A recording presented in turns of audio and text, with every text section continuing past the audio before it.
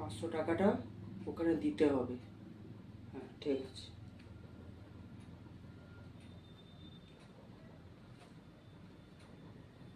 কি হলো? হ্যাঁ আমি সেদিনকে তো 700 টাকা এক্সট্রা আমি রেখে দিয়েছিলাম ওয়ালেটে। না এখানেও নেই। না এরকম ভুল তো হবে না। আমি 700 টাকা গুনে গুনে রেখেছিলাম যে 500 টাকা দিতে হবে আর 200 টাকা এক্সট্রা আমার। কোথায় গেল টাকাটা? কোথাও খরচাও তো করিনি আমি। কিছু কথা ছিল তোমার সাথে।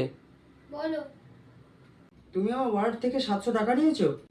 কি বিড়বিড় করে বলছো, জোরে বলো। বলছি তুমি কি আমার ওয়ালেট থেকে 700 টাকা নিয়েছো? সেটাই আমি তোমাকে জিজ্ঞেস করছি। বিশ্বাস করো, আমি কিচ্ছু শুনতে পাচ্ছি না, মনে হচ্ছে খালি ঠোঁটটা নড়ছে। আর তুমি এখানে এসে বসে দেখো। নাও এবার আমি এখানে বসছি, তোমার কিছু প্রশ্ন করি।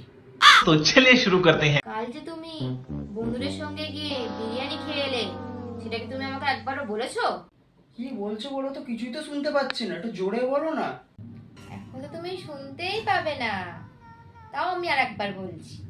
কাল যে তুমি বন্ধুদের সঙ্গে গিয়ে বিরিয়ানি খেয়ে এলে, সেটা কি তুমি আমায় বলেছো? হ্যাঁ গো, তুমি ঠিকই বলেছো, চেয়ারটায় না কিছু একটা প্রবলেম আছে। আমি কিচ্ছু শুনতে পাচ্ছি না তোমার কথা। দেখলে, আমি আগেই বলেছিলাম ওই চেয়ারে কিছু অসুবিধা আছে। দরকার নেই ভাই আমার 700 টাকা, বেশি ঘাটালে বিপদ আছে, চুপচাপ চেপে যাই।